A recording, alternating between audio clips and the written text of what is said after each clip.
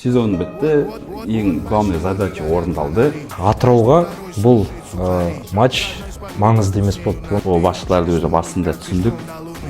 Бұл тренерлерге қысым болды деп ойлаймын. 3 ай 4 ай зарплата алған жоқ басында. Біз септігімізді тигізбегенде Атырау бірінші лигаға ұшып кететін еді. Баланы пайдаланып ығыстырғысы келді деп ойлаймын. Мен Атыраудың болашағына сенбеймін.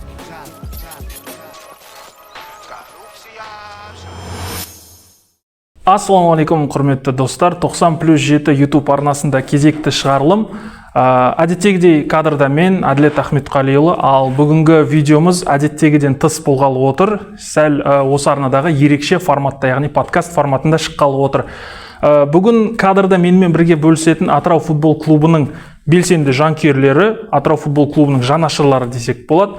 Бұлар Бекжан Ахметов және Шоған Марат. Жігіттер, қош келдіңдер.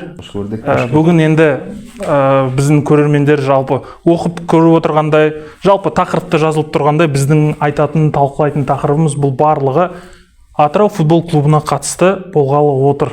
Яғни осы маусымды сараптаймыз, талдаймыз, не болды, қалай болды, Атырау футбол клубы жалпы маусымды қалай өткізді деген сияқты сұрақтарға тоқталып өтеміз. Жалпы әңгіме көп сияқты.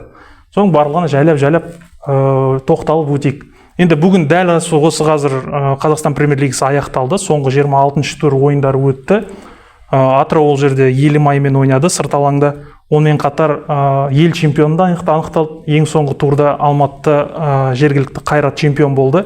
Атыраудың матчына келместен бұрын осы чемпиондық матч туралы тоқталып өтейікші. Қалай ойлайсыңдар жалпы? Қайрат шынымен дұрыс чемпион болды ма, әлде бұл жерде бір сондай федерацияның тарапынан қитұрқы сондай бір Қайратты чемпион қылу дейтін әрекеті іске асты ма? Бәршаңызға рахмет. Әділеттің көрермендері осы подкастты ұйымдастырсын деп айтқандарыңа рахмет. Саған Әділет шақырғаны подкастқа. Енді сіздің сұрағыңызға өтсек, менің өзім пікірім, Қайрат заслуженный чемпион атанды. Және Қайраттың бұл жолы өте ауыр болды. Себебі чемпионаттан бөлек ол ел намысын УЕФА чемпиондар лигасында қорғап жатыр. Және ол өзінің жаңағы осы жорығында барлық 3 күн сайын матчтар ойнау ол өте қиын, және чемпиондыққа лайық қадамдар жасап жатыр Қайрат. Ондай графикпен де ойнаған жоқ қой бұрындары. Ондай графикпен мүмкін емес болды ойнау дейтін әрбір команда. Ондай командаға тек қана Қайрат дәрежені ұстап, осы дәрежені енді 7 жыл алдын Астана осындай дәрежеде ойнады, бірақ қазіргі Астананы енді мен айта алмаймын чемпионға лайық болды деп. Ал Қайрат әдетте чемпиондыққа өте лайық ойнады, және біздің Атыраудың тумасы Қайраттың қаһарманы, былайша айтқанда темір, нағыз темір қақпашысы Темірлан Анарбеков осы матчта әдемі сейвтарымен және тек қана бір гол өткізді, бірақ Марин Томасовтың соққысы алатындай соққы болған жоқ. Өте тәжірибе. Оның алдында бірақ 6 ойын сухой келе жатқанда сериясы бар. Сондай керемет көрсеткішпен келе жатыр, бірақ Анарбековты да құттықтағым келеді. Атыраудың тумасы осы жолы енді өзі дәлелдеп, өзін қазір енді Қайраттың ключевой футболисті атанып жатыр, және оның алдағы болашағы жарқын. Қайратпен алдағы уақытта жақсы белестерді бағындыра беретініне сенімдім. Ал Қайраттың матчына келетін болсақ, ол жерде Қайрат ұтылып жатты 1-0, бірақ кімбек жаса алды, яғни сол кімбектің арқасында тең нәтиже ұстап, осы жолы чемпиондыққа нағыз лайықты болды. 2 дүркін чемпионы болып жаңағы премьер-лиганың ол өзін әлде дәлелдеп жатыр. Өйткені жекеменшік команда әрқашан бюджеттен қаржыландыратын командадан жаңағы дәрежесі жоғары болатынын дәлелдеп келе жатыр. Астана мысалы жекеменшік команда емес, оның балансы Самұрық Қазына, ал Самұрық Қазына ол бюджеттің жаңағы акционерлік жаңағы қоғамы. Сондықтан Астананы қанша жерден көтермелесе де, Еврокубокқа жолын ашып берсе де, бұл Астанаға енді өздеріңіз көрдіңіздер қандай позор болғанын, осы күздегі сәтсіз ойындары Астананың, және әлсіз командалардан осындай ұтылып қалу Астананың менің ойымша Астанаға әлі ерте сияқты Еурокубокта ойнауға да, басқа жерде ойнауға да. Ал Қайрат дәлелдеді, жекеменшік команда ретінде мен барлық сол персоналына, оның жаңағы владельцina Қайрат Боранбаев Саятовичке, футболшыларына тек қана ризашылығымды білдіремін және тек қана алдағы уақытта жеңістер тілеймін. Лайықты болды. Керемет, мен де қосыламын. Жалпы Бекжан Ахметтің айтуы бойынша негізі лайықты команда енді Қайрат дейтін команда. Бұл жерде енді бүгін енді Қайрат пен Астананың ойында бас төреші шетелден алынды ғой. Италиялық Матео Маркетти. Бұл же итальянский судья, енді опытный судья, ал бұл жерде қазақстандық судья болғанда енді онда енді кішкене Астананы сүйреп жіберуі мүмкін еді бұл жерде. Күні кеше жанкүйерлер де айтып жатқан еді ғой, соны өзіміздің адамдарды қойыңыздар деп, себебі және екі түрлі нелері болған, олардың шағымдар болған. Біріншісі Астанада. Өзіміздің нелерді қойыңдар, төрешілерді қойыңдар, себебі біздің төрешілер дамымай қалады деп. Екіншісі, дәл осы төрешіні Маркеттиді қоймаңдар, себебі Қайратқа осымен 3-ші рет төрелік етіп жатыр. Чемпионатта да болған екен ол. Ең бірінші неден өтетінде Славян Братислава. Сосын Олимпиямен ойнаған кезде де үшеуінде болды. Үшінші матчы осы Астанаға қарсы. Енді Астананың жанкүйерлері айтып жатыр осы жерде. 3 матчқа қатарынан Қайратқа келіп жатыр. Бұл Боранбаевтың несі деген сияқты етіп. Ол солай айтылады ғой. Төреші бүгін Қайратқа көмектесті ма? Жоқ, әділетті, өте таза ойын болды. Тап-таза ойын. Сосын бір қуантқаны өз басымен де ойын басталып жатқанда ішімнен бір Дастан Сәтбаев гол салса екен деп еді. Решающий матч. Сол салды енді голды. Чемпионский гол салып кетті. Чемпионский гол салып кетті. Спокойно кете берсе деп болады.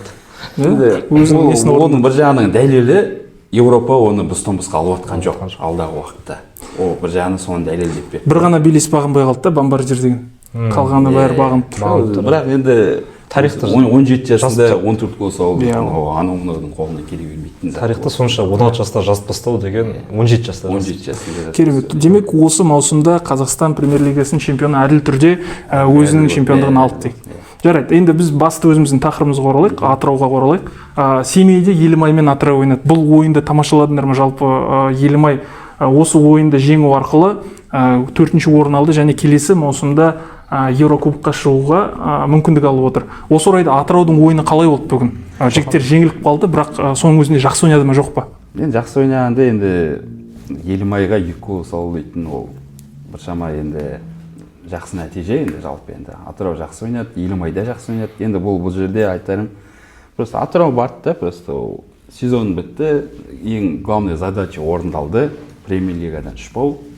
Сол просто қонаққа барды да, просто әдемілеп, әдем ойын көрсете салды деп ойлаймын өз басым енді.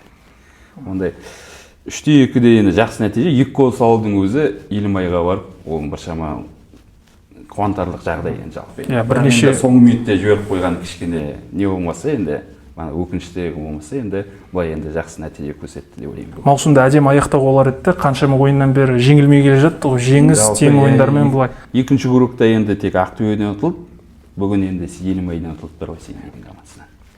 Былай енді жалпы енді жақсы нәтиже көрсетті енді жалпы. Екінші минутта Атырау есеп ашқанда, Смыков гол соққанда қандай қуаныш болды. Себебі шет алаңда гол соғу Елімайға, Елімай енді конференция лигасына үміткер команда ретінде енді фаворит қой.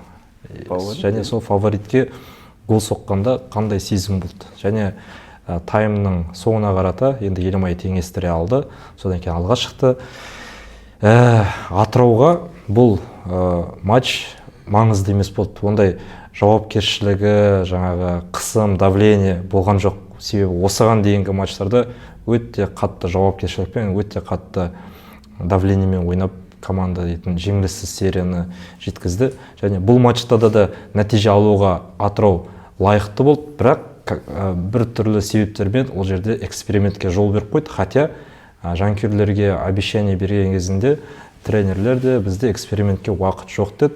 Біз енді жанкүйерлерді білесіздер ғой, местныйлар ойнасын дейді, андай дейді, мындай дейді, сосын жаңа местныйды шығаруға бұл тренерлерге қысым болды деп ойлаймын. Жанкүйерлерден Нұрасыл Тоқтаровты воротаға қойды, жаңағы эксперимент жасады, Нұрасыл Тоқтаров 3 гол жіберіп қалды. Хотя осы матчта Нұрасыл Тоқтаров ол гол жібермеу керек еді, қағу керек еді, подстраховка жасау керек еді. Мен шынайы критика айтуым керекпін ғой, чтоб Нұрасыл Тоқтаров алдағы уақытта ондай ошибка жасамау үшін, өсу үшін. Мынандай саған шанс берілген кезде, бас бапкерден Виталий Леонидовичтен шанс берілген кезде, сен сол шансты пайдалану керексің, білдірмеуің керексің. Атыраудың нәтижесін қорғауың керек, саған доверие берді. Хаткевич, основной вратарь, осыған дейін қанша сейвтер жасап, қанша сухой матчтар жасап келатырды. Енді ойласаңыз 4 сухой матч, ол дейтін өте жақсы нәтиже. Сол жаңағы Хаткевичтің жолын саған да бұйырсын деп не істегенде 3 гол жіберіп қою. Енді және соңғы голды көрдіңіздер ғой. Чисто Тоқтаровтың ошибкасы болды ана жерде. Ол дейтін ұстауына болатын еді, ол допты алуына да болатын еді, бірақ ол дейтін қолын көтеріп тұр. Ол дұрыс емес менің ойымша. Ол офсайд болды деп ойын тәжірибесінің аз болуынан, тонустың аз болуынан да деп айтсақ. Бұл жерде экспериментке жол бермейміз дегеннен кейін эксперимент жасамау керек еді. Егор Хаткевич воротада тұру керек еді, және Егор Хаткевич сол моментте точно 100% Атырауға тең нәтижені алып беруге көмектесер еді деп ойлаймын. Мүмкін даже Атырау ұтып кетер еді. Сол үшін жанкүйерлерге айтатыным, тренердің жұмысына араласпаңыздар, оған жаңа местныйлар ойнасын деген сияқты совет бермеңіз, себебі местныйлардың деңгейі өте төменде жатыр. Олар әлі сол деңгейге жету үшін, Виталий Леонидовичтің деңгейіне жету үшін, чтобы оның основада ойнайды деген сияқты, ойнасын деген сияқты. Олар Жагоров сияқты хотя бы болу керек та. Жагоров қазір тобылмен уже бронзовый чемпион атанды. Жұмақанов Елімаймен енді конференция лигасына жолдама алды. Және екеуі де ұлттық құрамада, ұлттық құрамада, және менің тағы бір сұрақтан ауытқып жатыр менде. Пікірім, Атырау бұрынғы прошлогодний составын жылдың басында сақтағанда Виталий Леонидович сол тренер болып, Жагоров та, Жұмақанов та, Найок та, басқа да Сигневич те, басқа да біздің ключевой футболистеріміз қалған кезде, осы сезонда Атырау 13-ші орында болмас еді, Атырау Елімайдың орында болатын еді. 4-ші орын, как минимум 4-ші орында болатын еді деген ойдамын. Және бұл болар іс енді болды, өкінішті әрине 13-ші орын болып қалғанымыз Атыраудың жаңағы жанкүйерлеріне обал болды. Бірақ осындай жаңағы облспорттың жаңа келіп, жаңа руководстводан Оралдан келіп, және ол руководство Атырауды өте қиын жағдайда қалдырып кетіп, орнына Дидар Сыдықбек келіп. Қазір бұлардың барлығына жайлап тоқталамыз. Бірақ мен енді ойымды айтып кеткім келіп тұр. Рахмет, сол жаңағы мүмкіндік алып. Бұл ойында Елімайға қарсы Атырау бәрін жасады. Өкініштісі біз экспериментке жол бердік. Және ол эксперименттің нәтижесі бүгінгі жеңіліс. Енді маусымның соңғы ойынына деп көз жұма саласақ та болатын шығар. Бірақ сонда да экспериментке жол беретіндей мүмкіндік емес еді, қазір ондай уақыт емес. Бірақ ұтқан жағдайдың өзінде 10-ші орында тұрады. Сонда да қатты ештеңе өзгере қоймайды. Мүмкін сол үшін де ойлаған шығар, жаңағыда отырып қалған ойыншыларға шығарайық деп. Жарайды, осы маусымды жалпы қарайықшы. Бағана өзің айтып өттің, Атырау өткен маусымда кубоктың финалына дейін жеткен команда. Өткен маусымда бүкіл фавориттердің барлығымен өте терезесі тең ойнап, Астанамен де Қайратпен де, жарайды, Қайраттың соңғы турда өзіміздің алаңымызда жеңіліп қалдық, чемпиондықты алып қойды біздің арқамызда деп айтайық. Соның өзінде де андердог болды, жаңағы топ командаларға, лидерларға сондай бір керемет сес көрсетіп ойнайтын командалардың бірі болды. Осы маусымда не болды? Маусымның басында өте жаман бір серияға түсіп кетті ғой. Не себеп болды, қалай болды соң барлығы? Шоқан айтсын. Қалай болғанда енді осы маусымда енді бірінші себепкер басшылардың кетіп қалғаны болды. Абсалямовтың кетіп қалғаны болды. Екінші себепкер содан кейін тренерлер де кетті, игроктар да кетті. Мега мозг қой Абсалямов деген. Сосын үшінші мәселе бюджеттің аздығынан болды деп ойлаймыз енді. Облспорттан, акиматтан аз бюджет бөлінді. Оралдың нелері келді, басшылары келді. Олар да түсінбеді не қоятын. Олар керісінше жанкүйерлерден сұрайды. Ана футболисті аламыз ба, мына футболисті аламыз ба. Сондай әңгімелер де болды. Оны жасыратын ештеңесі жоқ. Ол өзіміз барып жүрдік сол кезде базаға, мысалы. Сол телефон соғып сұрайды сол кезде. Ана игрок қалай, мына игрок қалай, жақсы игроктар бар ма? Ол басшыларды уже басында түсіндік, что футболды алып кете алмайтын алға қарай. Енді ең бастысы сосын бағанағыдай ойыншылар бағанағыдай 3 ай, 4 ай басында зарплата алған жоқ дегендей, соның бәрі әсер етті енді бір жағынан. Сосын ең основной енді бір жағынан келіп тірелетіні бағана Абсалямовтың кетіп қалғаны. Сосын бюджетке ең несі ақша жағына, қаражат жағына келіп тіреліп тұр енді бұл жерде. Сонда өткен маусымдағы қаражат бюджет пен осы маусымдағы арасы екеуі өте қатты үлкен айырмашылық бар ма? Өткен маусымда бюджет бөлінгені естуім бойынша 1 миллиард 900 мың бөлінді. Осы жылы бөлінген бюджет 1 миллиард 200 мың деп естідік біздер жалпы енді. Өте разница бар. 700 миллион теңге үлкен айырмашылық бар. Айырмашылық ойнайды енді жалпы енді. Сонда осы маусымда Атыраудың провал деп айта аламыз ба? Провал деп айта аламыз. Жалпы мен деген айтып кетейін, біз деген жанкүйерлер болып енді өз септігімізді тигіздік осы Атырауды құтқаруға. Өйткені жанкүйерлер болып біз септігімізді тигізбегенде Атырау бірінші лигаға ұшып кететін еді. Неге олай айтам? Өйткені мен атап өтуім керекпін. Себебі Шоқан да болды, жанкүйерлер болып, мен де болдым. Басқа да ондаған жанкүйеріміз бар. Осы жаңағы сезонның басында мынандай өте некомпетентный басшылар келген кезде, некомпетентный ағаш футболисттер келген кезде, тренер келген кезде сондай жаңағы нашар. Біз 7 матчтан кейін енді бұл мәселе енді Атырау бір матчын жеңді, қалған матчтарын ұтылып бастады және мартта хабар келді, команда 3 ай бойы зарплата алмай жатыр деген сияқты. Сол кезде жанкүйерлер бір ұйымшылдықпен жаңағы неге облыс спортқа бармағанда, біз облыс спортқа барған есіңде ме Шоқан? Сол кезде облыс спортқа бармағанымызда 4 кісі болып, ол кезде Шоқан, мен, жаңа Азамат деген құрдастарымыз, Баха деген жаңа дос жігіттеріміз болып барған кезде, сонда облыс спортқа біз кәдімгідей айттық, біз мынау жағдаймен келіспейміз.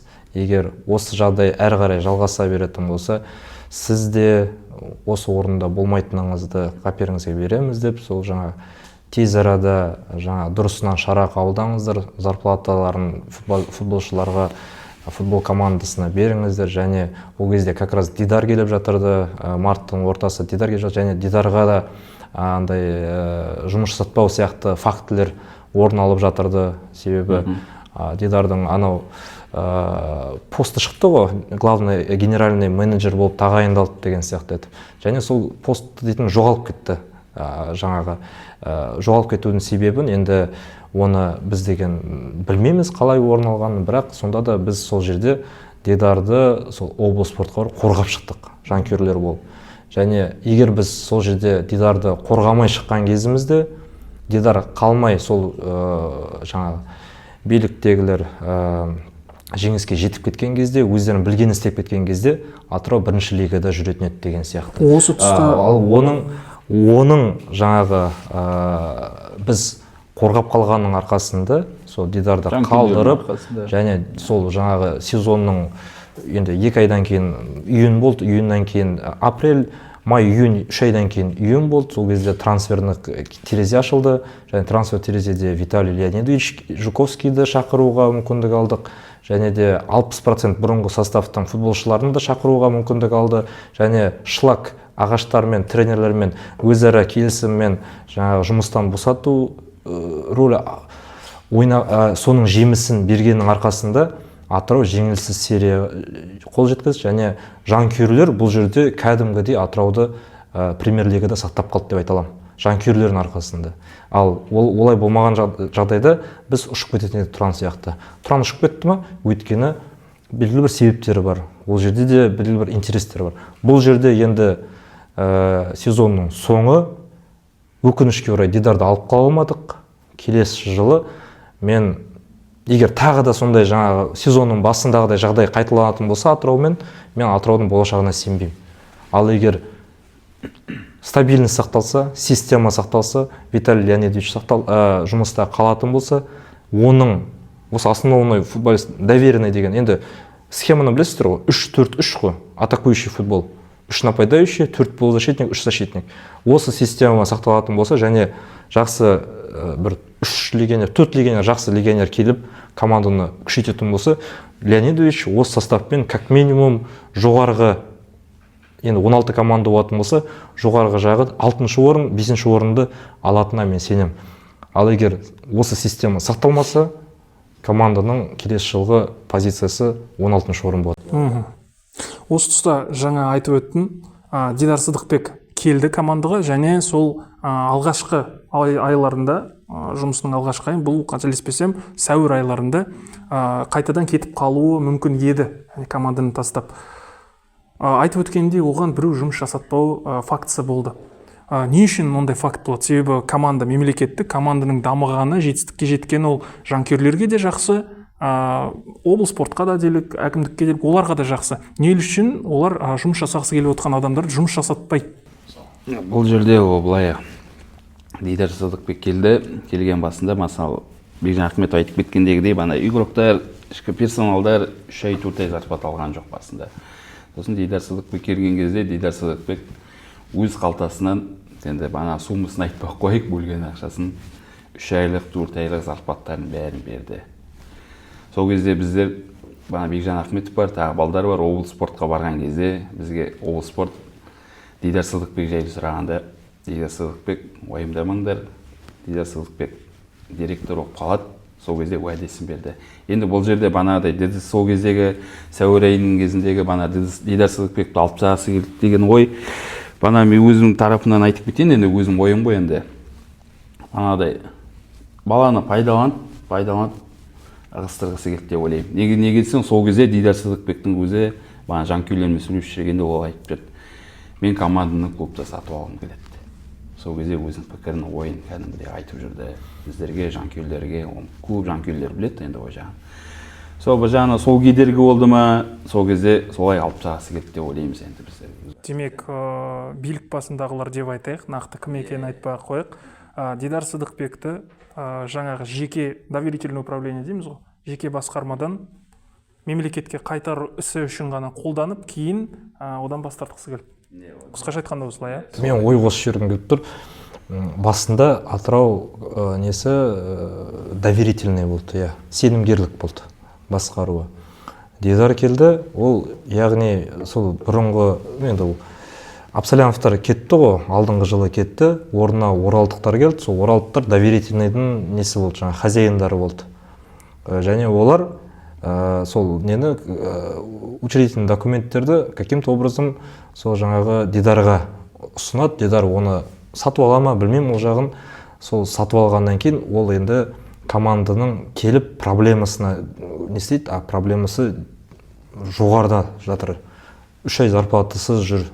Ол бірдеңе етіп ақша тауып, сол жаңағы Шоқан бауырым айтқандай, толықтай несін қамтамасыз етіп береді. Футболшылардың потребностарын, персоналдың потребностарын ақшалай материалына қамтамасыз етіп береді. Содан кейін сол жағдай жасалып жатқан кезде бұлар айтады, біз деген енді атын атамай-ақ қояйын, солай болған нәрсе ғой. Біз зарплата бермейміз, мемлекетке қайтармасаңдар деген условия қояды Дидарға. То есть біз бюджетті де бөлмейміз, ешнәрсені бөлмейміз, мемлекетке қайтардыңдар. Содан кейін жаңағы мемлекетке қайтарғаннан кейін біз ары қарай өзіміздің обязательство міндеттемелерімізді орындаймыз деп сөйтіп. Ол кезде олар бір проверка жүргізіп жатты, басқа бірдеңе істеп жатты. Сол проверкалардың бәрі енді былай формально өтті де, и чисто жаңағы сол Дидарға как будто бы мына командада проблемалар бар, мына мемлекетке қайтар, сосын сенде проблема болмайды деген сияқты етіп условиялар қойды. Дидар сол кезде ойланды, мемлекетке қайтарайын ба, немесе енді мен алдым ғой, мен ол дейтін жекеменшікке алғысы келіп отыр команданы. Бірақ айтып отыр, мемлекетке қайтарыңдар, мемлекетте болады команда деп айтып отыр. Сол кезде бизнес-ходностьпен ол дейтін сол жаңа условияларға келісті деп ойлаймын. Сол жаңа управление спортының. Сол управление спортына несіне келіскенде бізге уәде берді, управление спорты біз деген Дидар Сыдықбекке полный карт-бланш береміз. Ол как есть айтты, 4 жігіттің өзінше айтты. Сол 4 жігіттің, сол Шоқан бар, мен бар, тағы да 2 досым подтвердить алады. Полный карт-бланш береміз. Дидар полностью басқарады, жұмысына араласпаймыз, бюджет бәрі бөлінеді, зарплаталарын бәрін бөліп тұрамыз, мемлекетке қайтарғаннан кейін деген сияқты условиясын айтты. Сосын соны орындады Дидар, апрельде жаңағы зарплатасын жаңағы алып бастады, апрельдің соңында команда. И содан кейін жаңағы бірақ бәрі бірде каким-то образом олар деген Дидарда сырғысы еді, себебі билікті толықтай бергісі келген жоқ басқаруға, команданы басқаруға. мүмкін даже менталитетте рөл ойнаған болар деген ойдамын. Себебі бұл жерде конфликт интерес болып жатты. Мына жақ өзінің білгенін жасағысы келеді. Сырттан келген адамнан жатырқайды ғой. Сырттан келген адамның бірдеңе жасауына қарсылық танытады. Бәрібір қарсылық танытады. Іштегі жаңағы енді жағдай болуы мүмкін, бір жаңағы жұмысына араласуы болуы мүмкін, басқа да болуы мүмкін. Сөйтіп жұмысына араласып, бұл адам енді футбольный человек қой, Дидар дейтін. Бұрын футболист болған, өзі 6 не жасаған, жаңағы стадион жасаған, шағын стадион, бірақ жасады ғой. Өзі частный клуб ашқан, SD Family деген сияқты медиа футболдың қалаушысы. Былайша айтқанда футболға жанашыр нағыз адамды ол білет та қалай система жұмыс жасайтынын, спонсорлар қалай табуға болатынын. Футболдың азартында жүрген адамды жұмысына араласу дейтін, ол адамның арға қарай қадамдарын жоққа шығарады. Ол уже желаниесін қаштырады. Мен ойымша тоже сол да рөл ойнаған болар. Дидардың соңғы турға бір апта қалғанда өз қалауымен жұмыстан. Тез аяқ астына кетіп қалу, Осы енді Дидар туралы айтып жатырмыз ғой, жаңа ең басты шешкен нәрселері бұл маусымның басында енді жаңа айтып өткеніміздей қызметкерлер болсын, ойыншылар болсын, ол жерде жастар құрамасы болсын, 3 ай жалақы алмай жүрді.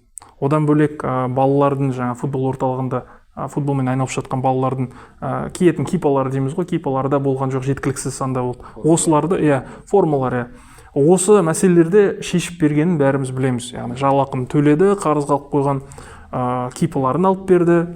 Іште және ең бастысы футбол орталығындағы бапкерлердің жалақысын көтерген фактісі де бар.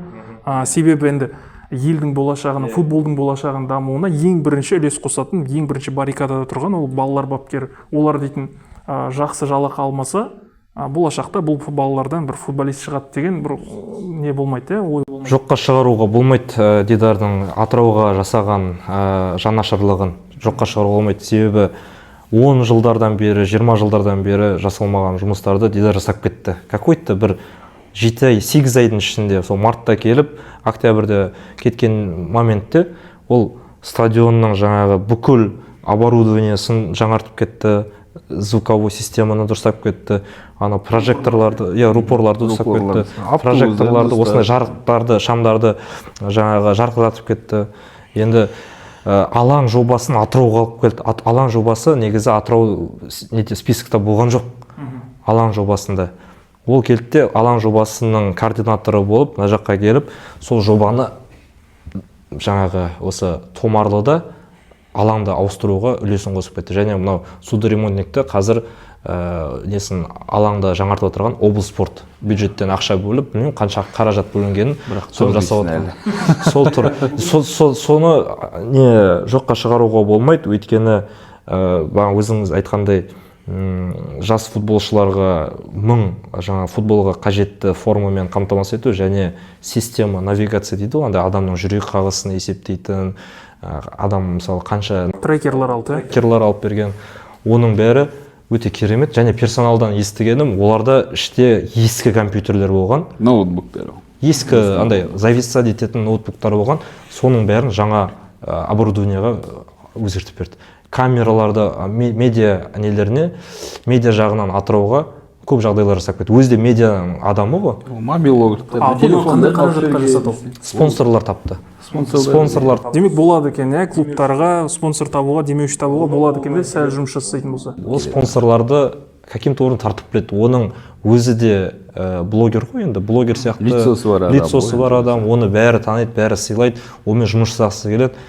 Ол деген тартылады клубта белгілі бір, например, задача тұрса, сенде ақша жоқ, 0 сенде теңге, бірақ саған каким-то образом осының бәрін жасау керек десе, саған осының бәріне 100 миллиондай ақша керек, сен 100 миллионды ол барады, бірдеңе етіп, общий интерестер тауып, сол 100 миллион тауып. Кризис менеджер, да? Демек.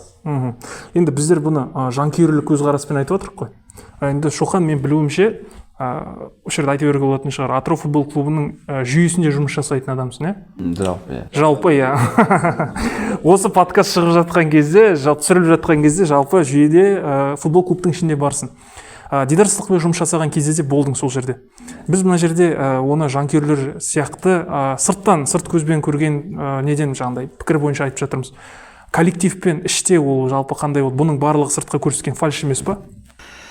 Коллективпен негізі енді жаңа басшы келгенде бәрі кішкене ойбай анау жақсы, мынау жақсы. Басында оралдық басшылар келгенде оралдық басшылар жақсы деді. Содан кейін Дидар келгенде Дидар жақсы деді. Енді ол мысалы сыртта жүрген адамдарға білмейді ішкі кухня не болып жатыр дегендей ғой. Мысалы енді бұл жерде енді айтатын мәселелер өте көп. Жалпы енді айтатын болсам, бұл жерде буып кетуі мүмкін бұл жерде. Уақыт жетпей қалуы. Уақыт жетпей қалуы мүмкін. Мысалы қазір қарап тұрсаң, кейбір комментария нелерді оқимыз ғой. Кейбір жанкүйерлер, Дидар кетіп қалдың ғой, манағыдай сен сөзіңе тұрған жоқсың. Мысалы екі команда ұшатын болса чемпионатта манан ұшып кететін едік қой, сондай әңгіме айтылып жатыр да енді жалпы. Өтірік әңгіме айта берудің қажеті жоқ. Дидар дым істеген жоқ, себебі регламент өзгерген үшін ғана Атырау қалды деп айтып жатыр. Сөйтіп айтып жатыр. Мысалы Дидар айтты. Жігіттер сезон басында келіп жатыр да, мысалы ол кезде трансфері бәрі жабылды, не істеді. Екінші круг басталсын, көресіңдер результатты. Атырау ұшпайды, мен сізге сөз беремін. Каждый ойын сайын жанкүйерлердің алдына шығып айтты ма? Айтты, мысалы айтқанда. Мана 3 ай 4 ай зарплата алмай жатыр да, мысалы іште персоналдар бәрін жағдайын жасап беріп зарплатасын алды. Мысалы оған дейін осы күнге дейін Дидар Сыдықбек келместен бұрын мысалы Құттай балдар футболисттер жоқ, қазір тәрбиелер. Атыраудың футбол клубының нелер тәрбиелеушілері. Құттай балдар футболисттер. Бір футболкамен мен ата-аналардан естимін. Бір футболкамен мысалы балдар өздері жүрді дейді. 3 жыл 4 жыл келген. Ата-аналар айтып отыр, мына Дидар Сыдықбек бұрын келместен бұрын футболканы өзіміз ақша жинап сатып алатын едік. Ал Дидар Сыдықбек келді. Кішкентай балына, үлкендерден бастап кішкентай балдарына шейін жағдайларын жасап берді ғой. Бәріне 3 формадан алып берген, 2 накидкіден, түгел жағдайларын жасап берген ғой, түгел жағдайларын. Енді бір естуім бар, мына әйелдер футбол клубының чемпионат Қазақстанға қосты деген жалпы да. Соңғы жағында 2 апта алғанда ма, 1 ай алғанда ма қосып жіберді. Результаты шамалы болса да, бірақ қосты. Опыт жинады әйтеуір. Опыт жинады. Құттай қыздар ойнаса да, мысалы жинады опытты. Енді бұл жерде банадай іште не болып жатыр деген сұрақ қойып отырса ғой, жалпы енді. Бұл жерде енді ішкі несіне келсек, кухняға келетін болсақ енді көбісі негізі былай енді ойбай Дидар жақсы жұмыс жасайды дегенмен былай енді көре алмаушылықтар болды енді. Неге сен адам дейтін даладан келіп жатыр, неге біздің местныйлар отырмайды дегендей не ғой енді. Мынандай мәселе ғой, местный болсын болмасын, общий жаңағы ортақ ана жерде бір нәтиже үшін жұмыс жасайтын, ол дейтін мындай не емес қой. Қалай айтсам болады, бір қатардағы бір мекеме емес, мысалға спецавтобаз дейші, ойыма солай келіп тұр. Күнделікті рутинный жұмыс жүре беретін бар ғой. Ана жерден қоқысты алдың, апарып тастадың, жұмыс сол ғой. Клубта бұл жерде турнир болғаннан кейін, жарыс болғаннан кейін не болады? Бір-бірімен жаңағындай нәтижені жақсарту, келесі маусым, осы маусым жақсарту, келесі маусым мақсат қою деген жұмыс жасап жатқан адамды не үшін клубтың ішінде көре алмайды? Ол ойға қонбайтын нәрсе сияқты. Білмеймін, негізі ол бала негізі ол кісі дейтін жұмыс жасауға келген кісі, банағыдай уәделерін берді, уәдесіне тұрды, қалатын болсам келесі сезонда да жақсартам деді, бүйтем, сөйтем деді. Кубок, 3-түкке де кіргізбесем де кубокты алып берем, Евро кубокты көресіңдер деп уәдесін берді. Енді бұл жерде енді не то что жанкүйерлер енді бұл жерде іште жасайтын персоналдардың өздері де ол кісіні алып қалуға да болатын еді қазіргі таңға шейін жалпы. Бірақ алып қалмады. Бірақ алып қала алмады. Қатты айтқым келіп тұрған сияқтымын негізі әділет. Бұл жерде жанкүйерлер былайша айтқанда жанкүйерлер емес, енді бар арасында сол интересті қолдайтындар. Солардың жаңағы жеңіп кеткеніне мен қатты ашынып тұрмын негізі. Мен де оқыдым ондай адамдардың пікірлерін. Өйткені олар облспортты каким-то образом жақтайтын, білмеймін, какой-то интерестері бар сияқты, как будто. И солар дейтін жаңағы қитұрқы сондай комментарийлер жазады, әдейілеп, чтобы көрсету үшін сияқты. Және одан бөлек толған атакаларды көрдік қой неде, әлеуметтік желіде именно Дидарға қарсы жасалған. Бүкіл жаңалықтар, бүкіл нелер как раз ол Дидарға қарсы жасалған сондай әдейі, чтобы халықтың санасын улап Дидарға қарсы шығару. Әсіресе Атырау Ойл мен Зеллоның шығарған посттарына астына комментарийлер, соларды айтып отыр. Футболды түсінетін адамдар түсінеді ғой действительно. Біз дейтін Атыраудың халқы бір жақсысы, біз дейтін жасайтын адамды, жұмыс жасап жатқан адамды білеміз да. біз халық дейтін әділеттілікті сүйеді. Бұрыннан сондай ғой халық дейтін. Әділ болғанын сүйеді. Бұл жерде біз көреміз, біз Дидардың жанкүйері емес бізде, бірақ біз Дидарды көреміз, жұмыс жасап жатқанын, және Дидарға қолдау береміз. Себебі ол жұмыс жасап жатыр, көріп отырмыз біз оны. И справедливость хотим, да, что болғанын. Мына жақта Дидарға сол жаңа ішкі кухняны мен көп түсінбеймін ғой, себебі мен дейтін системада жоқ адаммын. Бірақ мен дейтін енді бұрында жасадым, сол жаңа менеджер по болельщикам болып мен дейтін көрдім. Бұрынғы менеджерлары енді қанша жерден результат алып бергенмен мегамозг деп айтып отырмын ғой, Әлішер Абсалям мықты менеджер, кризис олда да тоже менеджер, бірақ Дидар сияқты жұмыстарды енді жасамады ол дейтін. Дидар ондай жұмыстарды жасай алды. Және сол жаңағы Дидардың осындай жұмыстарын мен көріп, Дидарға негізі жаным ашиды негізі. Осындай нәрсе болғанына. Мен оған сол қоштастарда да айттым, сен Атыраудың халқы мынандай деп ойлама, біз дейтін сені пайдаланып лақтыратын адамдар емеспіз. Бірақ так получилось, что сені сөйтіп жағдай болып қалды, короче. Не мы такие, жизнь такая дейсің ба? Кешірім дегенде енді қалай айып етпесін дедім. Атырауға енді қадам баспаймын деген сөз. Ол кісі біледі ғой енді жанкүйерлері қандай. Бірақ жанкүйерлерге риза. Бірақ жанкүйерлерге риза. Менің ойымша даже ішкі кухняда Дидарға қатты риза ол бас бапкерлер, тренерлер, соным қатты риза. Сосын ата-аналар қатты риза. Себебі тренерлер неге қатты өте риза? Өйткені ол бұрын соңды зарплаталарын көтеру деген болмаған, ол көтерген зарплаталарын, штаттарын жаңағы күшейткен, оқытқан. Ата-аналар неге риза? Өйткені бүкіл жас балалардың, жасөспірімдердің жағдайын жасап берді, бәрін 100% жағдайын жасап берді. И ата-аналар қатты риза. И ата-аналар да оны қолдайды, жанкүйерлер де қолдайды, және бапкерлер де қолдайды. Бапкерлер әлі күнге шейін айтады, Дидар дейтін өте тамаша адам, жұмысын бәрін жасап берді, және жалақсыз отырғанда да 3 ай енді оларда да кредиттері бар, оларда да бала-шаға бар, оларда да бапкерлік ету керек, жұмыс жасау керек, проекттері бар деген сияқты. Күнкөріске ақшасы керек, соны Дидар жасап бергенде әлі күнге шейін айтады да, еще зарплатасын өсіп бергенін.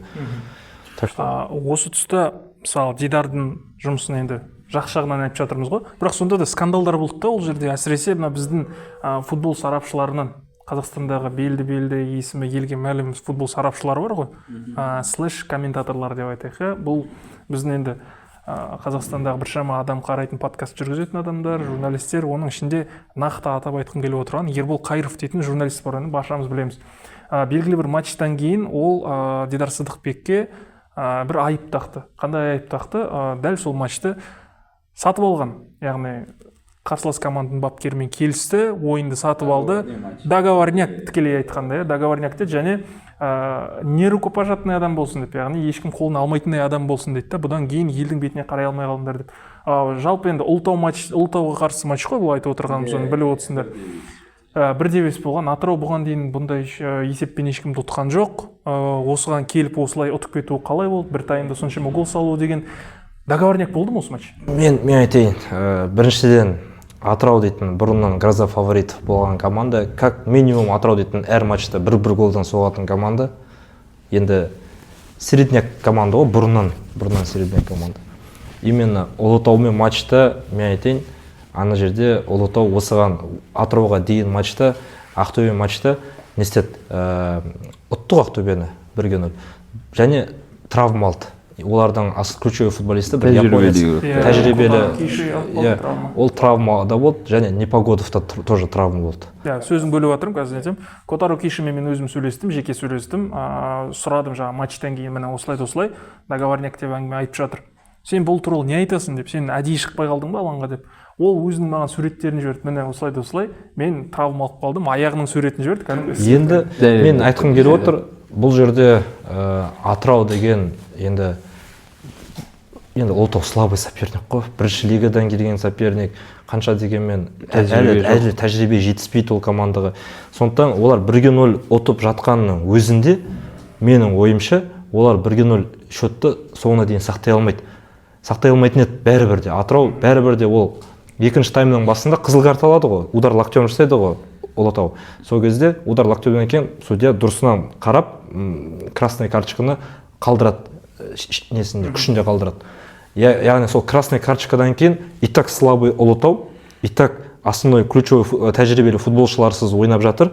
Воротада 2-ақ матч ойнаған вратарь және ортада өзінің жаңа воспитанниктері, и содан олар дейтін 10 адаммен біздің Атырауға қарсы 1-0 есебін сақтай алмайтын еді. И мен мына факт айтайын сендерге. Атырауда 6 шабуылшы бар. Андай номинальный шабуылшы. Қазір Виталий Жуковский келгелі, ол 3 шабуылшы алып келді, тағы да қосымша, и жаңағы Атыраудың шабуылшысы 6 шабуылшы. Ондай шабуылшы тек қана Астанада бар, и сосын Тобылда бар. Даже Қайратта ондай шабуылшылар жоқ, 6 шабуылшы дейтін. Сол Атыраудың атакующий потенциалы Виталий Жуковский келгелі өте жоғары. Және ол потенциалдың ішіне Чунчуковты қажет қойғанбыз. Чунчуковты пока айтпай тұра тұрайық.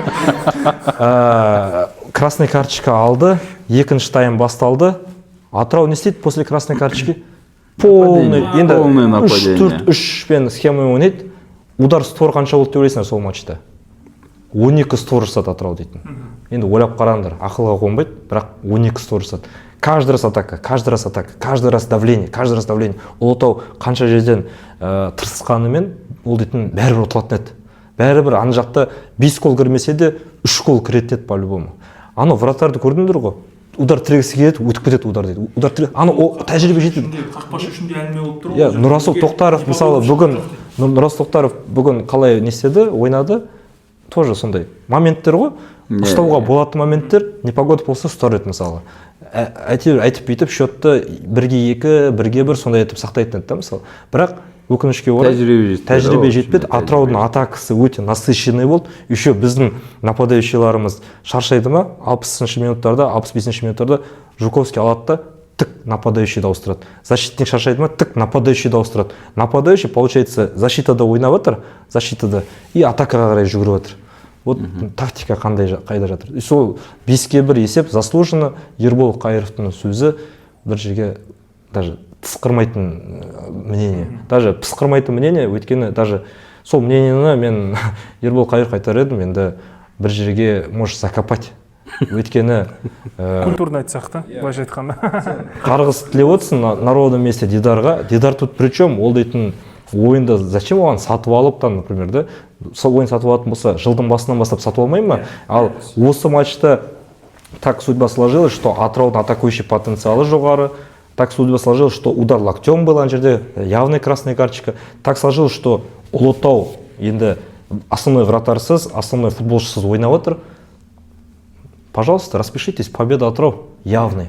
Договорняк болатын болса, мұнайшыдағы ойында 0-ге ұтылмайтын еді дейсіз. Әрине. Ербол Қайыров. Сол үшін дейсің де. Мынандай, мен ойымша даже, может быть, сол сөзімен ол дейтін хайп, енді журналист қой, хайп жинағысы келетін бар, себебі Дидар енді есімі жақсы медиа жағынан одан да жоғары, Ерболдан да жоғары медиа жағынан авторитеті. И сол Дидарға сөз айту арқылы толған СМИлар именно солың сөзін шығарып кетті, хайп жинағысы келді деп ойлаймын. Мүмкін бір жағынан хайп жинағысы келді, екінші жағынан өзінің бір интерестері бар болар оның сол моментте. В общем, Ербол Қайыров дейсің де. Ербол Қайыров. Осы тұста айтқым келеді, біз Дидар Сыдықбектің жеке жанкүйері емеспіз. Бағандан бері айтып отқаннан кейін адамдар қазір астына 100% айтам жазады. Дидар сендерге ақша төледі. Сол үшін біз ешкімнен ақша алған жоқпыз, және біз Дидар Сыдықбектің жеке жанкүйері емеспіз. Виталий Жуковскийдің жанкүйерімін. Жарайды, ол. Атырау футбол клубының кеші жанкүйерлеріміз, бұл жерде Дидарды тек қана жақтау, мақтау ғана емес, біз жасалған жұмыстыға не беріп жатырмыз, баға беріп жатырмыз деп есептеңіздер. Тек қана мақтау болмайды бұл жерде, даттайтын кезде де. Жұмысын көріп тұрып айтып отырық қой біздер. Жұмысын көріп тұрып. Біз даттайтын адамды даттап тастағанбыз уже. Жұмыс жасамаған үшін. Мақтайтын адамды мақтаймыз. Иә, керемет. Сондай ұстану керек жалпы. Тәуелсіз жандай пікір айта білу үшін. Осы тұста енді ол соңғы турдың алдында, Атыраудағы соңғы ойынның алдында кетіп қалды ғой. Және кетіп қалуы да өте бір қызық болды. Себебі мен сол ойында болдым. Бірінші тайм біткеннен кейін, кезең біткеннен кейін шамалы сөйлескен едім, амандасып. Сосын айтқан едім, осындай сыбыстар кетіп жатыр. телеграмда басқада сен кетесің деген сыбыстар кетіп жатыр. Бұл қалай, бұл не болғаны деп. Тұра тұр, матч бітсін, содан кейін асықпай, кейін барлығын біткеннен кейін сөйлесеміз, ақылдасамыз, өзім шақырам деді де, матч біткеннен кейін телеграмға жаңалық шықты, инстаграмна жаңалық шықты, Атырауда қалды, Атырау лигада қалды, рахмет, осымен мен қоштасам деді де, бірден рейсқа отырып кетіп қалды. Бұл меніңше аяқ астынан болған дүние емес, ол осы матчтан кейін қандай нәтиже болса да кетуге ұйғарды. Менің ойымша, яғни матч біткеннен кейін бірден билет сатып алып кеткен адамның тірлігіне ұқсамайды. Бұған осының алдында Атырау футбол клубына жаңа директор де тағайындалған. Бұл екі факт бір-бірімен байланысы бар ма? Бағана соған сөйлейсің ме? Айтып кеттің ғой. Расын айта берейік, енді мына жерде өзіміз отырып шай ішіп әңгіме айтып отырмыз. Маған өз басыма, мысалы, Дидардың главный жұмыс жасап отыр ғой. Ан жаққа барып өзінің басқа да миллион жобалары бар екен, мысалы. Неге жаңағы медиа футболға барып бір не істейді, алаң жобасына барып бір не істейді, жаңа жұмысын жасап береді. Ан жаққа барып жаңа бір СДФ мерена барып бір нәрсе жасап келеді, өзінің бір жаңа нелері бар, партнерлары бар, солармен барып Таразға барып бір нәрсе жасап келеді. Енді одан бөлек мына жерде основной акцент Атырау ғой, ода профессиональный. Атырауда жұмыс жасайтын маған шыны керек ұнаған жоқ. Шыны керек, маған да, мысалы, любой жанкүйерге ұнамайтын еді, мысалы, менің осы айтып тұрғаным. Өйткені адам бір саланы алды ма, соған сконцентрирован болды, соған полностью көңіл салып жұмыс жасау керек. Бірақ соған қарамастан, ол сондай жобалары несте жаңа болса да, өзінің уәдесін орындап тұр. Жұмысын жасап тұр, уәдесін орындап тұр. Егер ол дейтін өйті уәдесін орындамаған кезде, жанкүйерлер действительно айтуға имеет право. Дидар дейтін жұмысын дұрыс жасамады деп. Ана жаққа тек жан жаққа барып тек самолетпен ұшып жүрді, ана мынау өзінің жобаларына кетіп жүрді деп сөйтіп. Бірақ мына жерде Дидар жұмыс жасады, айту керек. Я маған ұнамайды конкретно оның недері жаңа басқа жобаларға кетіп қала беретіні, бірақ Атырауда өзінің жұмысын жасаған ұнайды деп.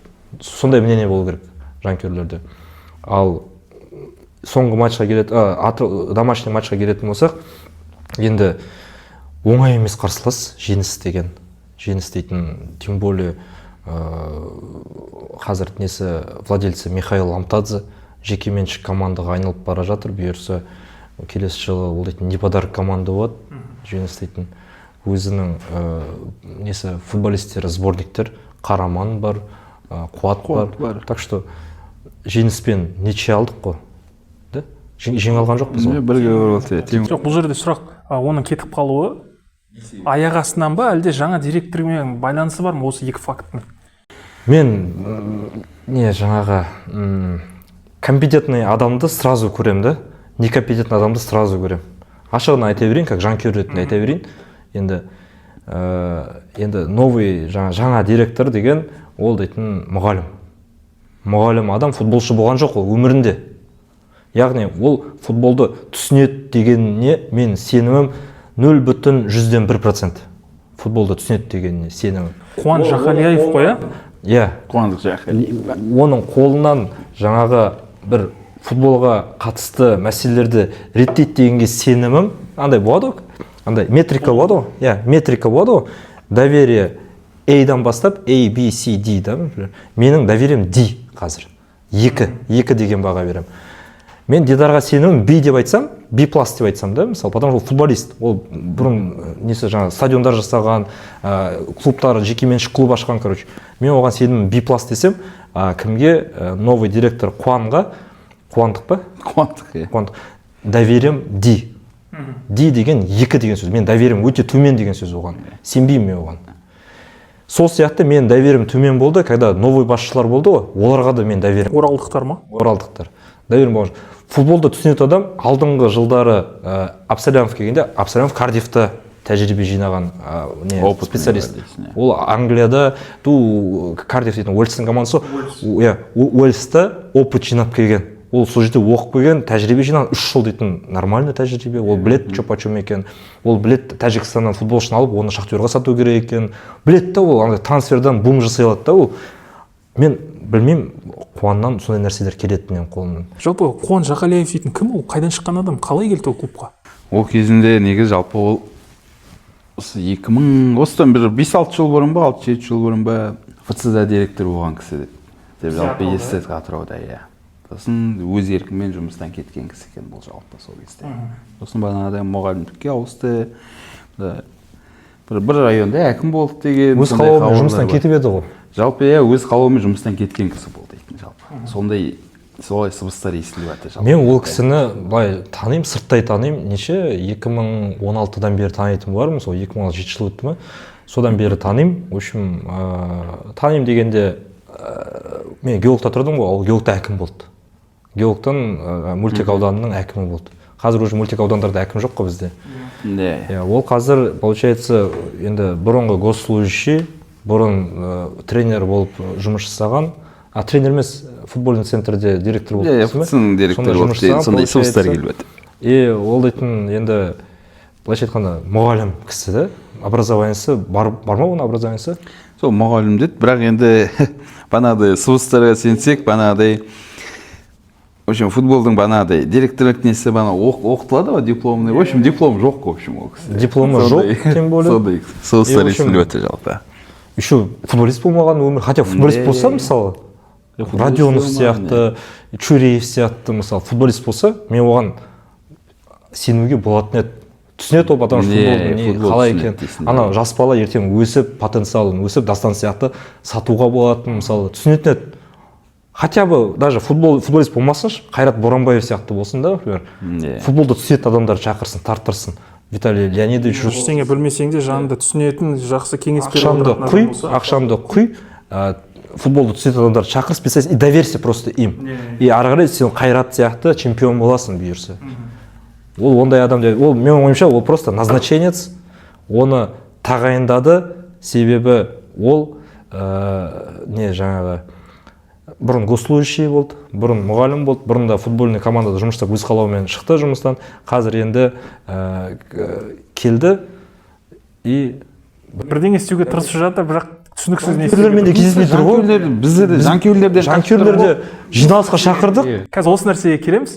Жанкүйерлермен кездесу, жалпы ол кісінің жұмысына, бірақ жаңағы сұрақтың бір нүктесін қойып кетейікші. Дидардың кетуі Атыраудан жаңа директорлерге қатысы бар ма? Қатысы бар. По-любому қатысы бар. Жарайды. Ар жағын айтпаймыз. Дидар да бір жағынан шаршап кетті, постоянно жұмыс, ол негізі планда болған жоқ адам ғой.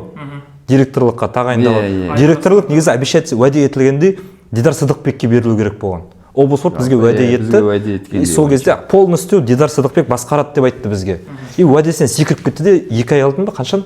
1 ай алдын ба? 2 ай алдын тағайындалды ма? Қашан тағайындалды? Иә, 2 айдай болды шамамен. Сентябрьде тағайындалды. И сол сентябрьден бері планда жоқ адам тағайындалып кетті. Жұмысына араласу ғой бұл дейтін. Дидардың жұмысына араласу. Конкретно Дидарға ол ұнамайды. Сол үшін Дидар дейтін қатысы бар. Директор тағайындады. Директор тағайыннан кейін ол уже жұмыс жасауға желаниесі жоқ. Да и бір жағынан бізден де шаршаған бар жанкүйерлерден. Жанкүйерлер дейтін біресе былай айтады, біресе былай айтады. Неден интернет ресурстарынан Зело, Атырау ойылдар былай атака жасайды, былай атака жасайды. Олда да тоже абырой бар ғой. Уәдесін орындады, не істейді басқа? Иә, кетуін кетті. Енді өзінің жобаларына тек қана сәттілік тілейміз. Осы 30 қазаннан бастап медиа лига басталады. Ол жерде де жақсы өткізуін тілектеспіз. Алдағы уақытта енді сыбыстар бар, басқа клубтарға барады деп. Енді біз Атыраудан кеткеннен кейін бізге ар жағы қалай болатыны қызық емес. Тек қана аштық па бағанағы сұрақты? Ашуын аштық, иә, қатысы бар. Осы тұста енді Дидардың мәселесін жаптық. Атырауға қайттан оралайық, жаңа басшыларға қайттан оралайық. Енді бұл кісілердің жалпы бұл команданың дейік, басшылық командасының жұмысын, нақты жұмысын келесі маусымда бағасын бере аламыз.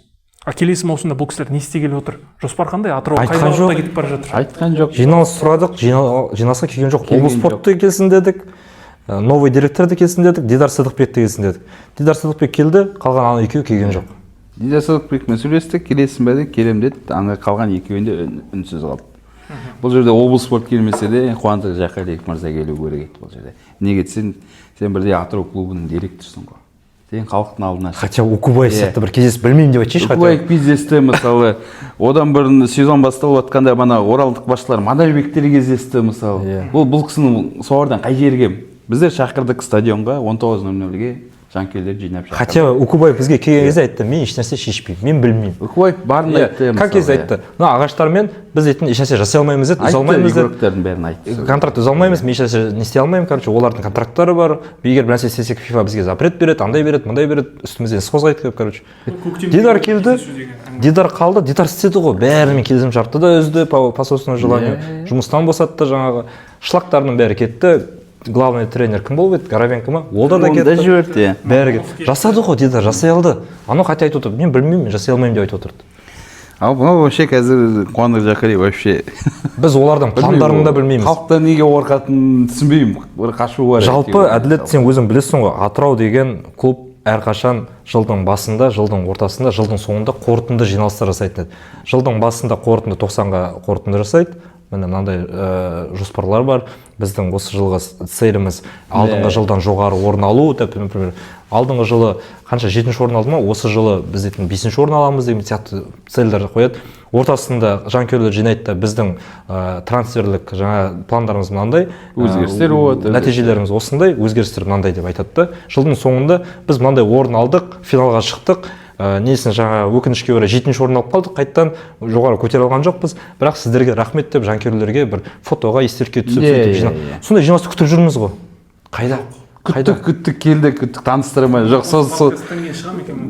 содан кейін бар өзімізді шақырдық. Что бір нәрсе Атырау клубын айтпай қой, Атырауда бір нәрсе қозғалу үшін бір нәрсе шығу керек, бір нәрсе болу керек. Біз алдында жиналысты сұрағаннан кейін, міне Шоқанның арқасында стадионның құрылысын бастаймыз деген сияқты. Жаңалық, что бір нәрсе болу үшін, бір нәрсе клубта болу үшін, Атырауда болу үшін бір нәрсе айтылу керек, жариялану керек, содан кейін барып қозғалады екен ғой. Жарайды. Біз әзірге жоспар білмейміз Атыраудың жаңа басшысына. Жақалиев не істейтінін білмейміз келесі маусымда. Осы маусымда жиналыс жасайтынын да білмейміз. Кеңес бере аламыз ба? Мен өзім не ететінім, мен ол кісінің даусында естіген жоқпын әлі. Шығып мен осылай деген сияқты. Біз де естіген жоқпыз. Менің ойым қазір біз оларға дәл қазір мынандай істе деп айтсақ та, меніңше ештеңе өзгермей қоймайды. Тек қана кездесуді талап етіп, ары қарай мүмкін клубқа барып қайттан, себебі ол кісілердің алдағы уақыттағы несін білуіміз керек. Келесі маусымға не істегісі келіп тұрған. Не футбольным людям мен дейтін кеңес берсем де, олар өздерін кім жасайды, олар назначить еткен адамның нелерін орындайды ғой, тапсырмаларын орындайды ғой. Біздің тапсырмамызды не істейді олар орындап, мысалы. Біз айта аламыз, мысалы, Виталий Жуковский қалсын, себебі системно ол дейтін жұмыс жасау керек. Хотя бы оған 5 жыл бермей-ақ қой, 2 жыл берші жұмыс жасауға, хотя бы тиіспей. Виталий Жуковский қалсын, ол футболистерді селекциясына араласпа, өзі шақырсын, өзі жауап берсін өзінің командасына. Ол явно сол нелерді қабылдамайды. Или қабылдауы мүмкін. Жалпы қала ма Жуковский өзі? Мен айта алмаймын, қазір айтпен. Мен сонда кеңес бередім, чтоб келесі жылы анау бюджет қанша бөлінді дедің? Осы жыл ма? 1 миллиард 200 бөлінді ме осы бірдеңе? 1 миллиард 200 миллион бөлінсе, спонсор тап, мысалы спонсор тап, хотя бы жетіспеген өзіңе 500 миллионды бірдеңе тап, ізде жұмыстан жасауың керексің сен сол. Директорсың ба? Жұмысың ғой. Жаса, тап 500 миллионды тап жасауға болады ғой. Атыраудағы не көп, компания көп, ізде тап деп, мысалы, кеңес берем, ол орындай ала ма білмеймін. Ол тек чисто бюджетке ориентир жасап отқан болар. А ол бюджетке ориентир жасаса, значит ол не істейді? Ол легионерлерге ақша таба алмайды деген сөз. Чисто бюджеттен жаңағы местный футболистерді ойнатайын деп отыр. Тек чисто логически сондай мысль келеді. Келесі жылы менің ойымша Қуанның руководствосымен Атырауда местныйлар ойнайды. Местныйлар енді ойнаса ойнайды, ойнай алмаса енді ар жағында. Біздің балдар дайын болған. Тұранда шлактарды келеді дейсіңдер, оның дайындығына мен, бірақ осы жақында Офсайд деген сериал шықты ғой. Офсайд деген сериалды бізге явно көрсетіп отыр. Командалардың арасында по-любому бір интерестер болуы мүмкін. Сондай интерестерді де Атырау жасап кете ма деген сияқты ой бар. Так что кеңес бередім, оған сондай Офсайд сериалындай жағдай орын алмасын, чтобы болашақта Атырауға қатысты, саған қатысты, например, бір зерделеу жұмыстары жүріп кетіп, әрі қарай басыңа бәле тілей алма деп кеңес берер едім. Чтоб болашақта, чтоб у тебя не было проблем. Ладно, сен дейтін сол местныйлармен ойнайсың, келесі жыл 16 команда бола ма, 30 матч бола ма, 30 матчтың бір 4-еуін каким-то образом сен ұтуға жұмыстан тастайсың, например, каким-то образом ұтуға жұмыстан тастайсың, 2-3 үш ойынды максимум ничьяға жұмыстанып тастайсың местныйлармен күшімен. Yani спасательный 17 очко, 18 очконы бірден етіп аласың, ары қарай сол өзіңе кедергі болып кетпесін деген сияқты. Потому что бюджеттен, мысалы, 1 миллиард 200 миллион бөлінетін болса, сен футболистке, получается, какой-то местный футболист дейтін миллион сұрайды, максимум. Миллион сұрайтын бар, ол ақшамен спокойно жеткізуге болады жағдайды. Бірақ ар жағында қитыржың әрекеттер жасап кетсен, пәлем не бар ғой? Құдай бар ғой, Құдай бар. Бұл өмірде тексерсе болса, аншақта да тексер. Анық-қанығын айту үшін, істеу үшін жалпы жанкүйерлерің бір рет кездес болды, мәселе шешіледі ана жерде. Ойыңдағын айт, жанкүйерлеріңді өтіріктен я деп қойса да. Нақты результат жасау үшін дұрыс легионерлер керек, дұрысынан бапкер керек, система керек. Егер сенде ондай болмаса, местныйлармен ғана ойнайын десең, слабый ғой, местныйлардың уровень көріп тұрсың, 3 гол жіберіп қояды. И ондаймен ойнайын десең, сен по-любому бір әрекеттерге жол беріп қоясың болашақта. Ондай әрекеттер болатын болса, бәрі үстінен сол жаңа сіз айтқандай Ербол Қайыров дегендер договоренность деген сияқты айтуды вероятность көп. Яғни Атырау клубының келесі маусымдағы да жалпы халі бұлыңғыр мүшкіл болайын деп тұрған сияқты, иә? Қиын ойын тұр. Менің менің ойымша Атыраудың келесі жылғы көрсеткіші төменгі орында болады.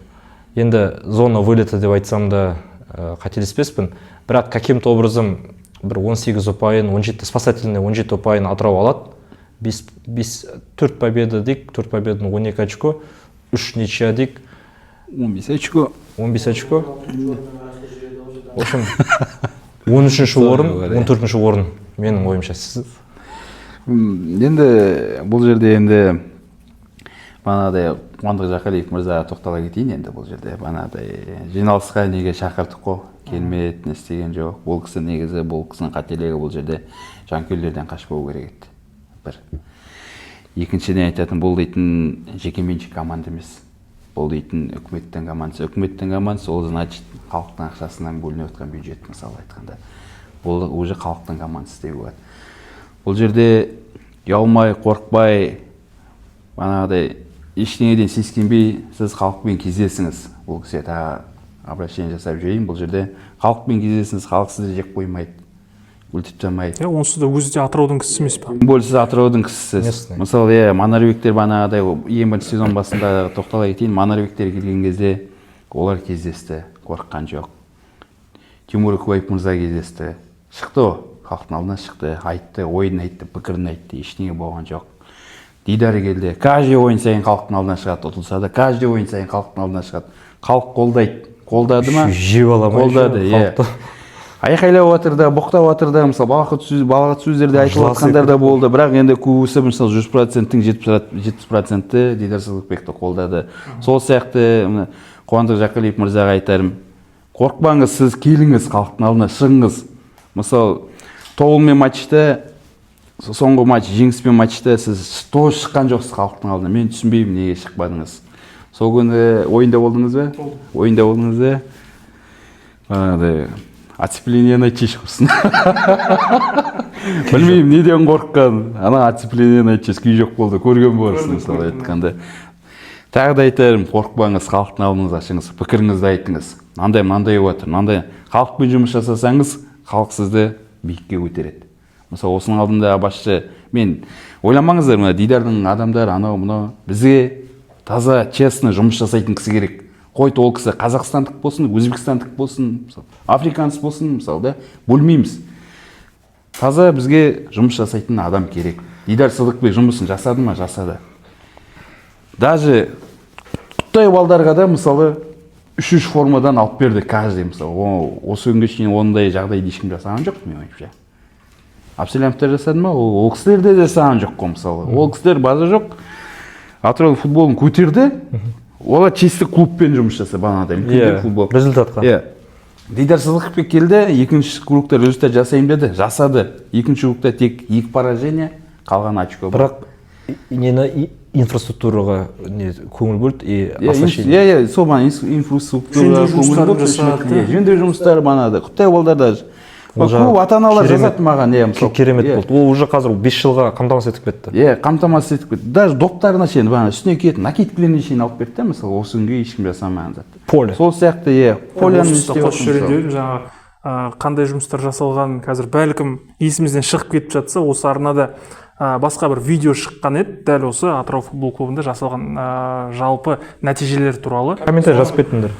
Төменде жалпы осы неде ссылкасы бар, сілтемесі бар, содан қарап тағы қосымша қарап алуға болады. Яғни егер нақты айтпасақ деген ғой мына жерде. Нақты айтпасақ. Сол халықпен жақсы болың, бана кісіге айтарым еді, сіз халықпен жақсы болыңыз. Бана біздің видео шығарғанға неге шығасыз? Қорықпаңыз, не істемеңіз. Ойбай, ана видео давление жасамаңыз. Давление жасамаңыз. Негізі ол, просто давление да болып жатыр дегенде ғой банағыдай. Сіз қорықпаңыз, тағы да айтамын, мысалы. Мысалы, мен отырсам да, мен мысалы бір жерде директор болсам да, мен халықтың алдынан шығамын. Айтамын, мынандай болып жатыр. Любой адам шығады, сол сияқты сіз қорықпаңыз, халықтың алдына шығыңыз, тағы да бір ескертемін. Алдағы уақытта жанкүйерлермен кездесуді біздер ұйымдастыруға тырысамыз. Сол кезде сіз шақырамыз, сіз келіп, алдағы жоспарларды мынандай болып жатыр дегенде сіз айтуыңызды сұраймыз сізден. Халықтың алдына шығып, отчет беруіңізді сұралады. Уақытымыз да таяп қалып жатыр. Соңғы бір-екі сұраққа орын берейік. Мына футбол клубқа жарайды барынша сұрақтарды ашуға, мәселені ашуға тырыстық деп ойлаймын. Бір мәселе ашпай қалдық. Қандай мәселе? Команданы жекешелену тапсырмасы. Тоқаев Қасым-Жомарт Кемелұлының тапсырмасы бар. Әрбір команда жекешелендірілу керек деген. Оның ішінде Атырау командасы да бар. Сол тапсырма орындалмай жатыр. Оған енді қарсылық танытып отырған мемлекеттік қызметкерлер енді қарсылық танытып отпағанда бар, может, мемлекетке қайтарып болашақта Атырауды жеке команда етуге пландап жоспарларында бар болар, ондай жақсы ойлары мүмкін. Бірақ тез арада команданы жекешелендіруге жұмыстану керек команда дейтін. Сол жаңадан басшы тағайындалды ма, ол басшы мен кеңес бередім, барлық кеңестерге қосыла кете, команданы жекешелендіруге жұмыстаншы сен.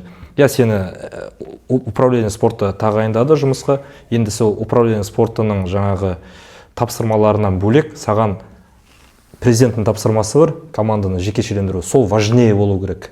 Мен кеңесім Тоқаевтың тапсырмасын орында, Кемелұлының тапсырмасы осалдан осал айтылған жоқ, бостан бос айтылған жоқ. Команда жеке болса, команда көп нәтижеге қол жеткізеді. Бюджеттен хватит уже, бюджеттен жаңағы не істей беруді. Хватит уже бюджеттен кормиться ете беруді доғару керек те. Сен жұмыстан мына команданы алып, толықтай бүкіл осы потенциалымен, алаңдарымен, басқасымен новый стадион салынады бұйырса, соның бәрін күштетіп упаковать етті, конфетка жасады. Бір бизнесменге, Астананы алып отырған, кім деген бизнесменіңіз?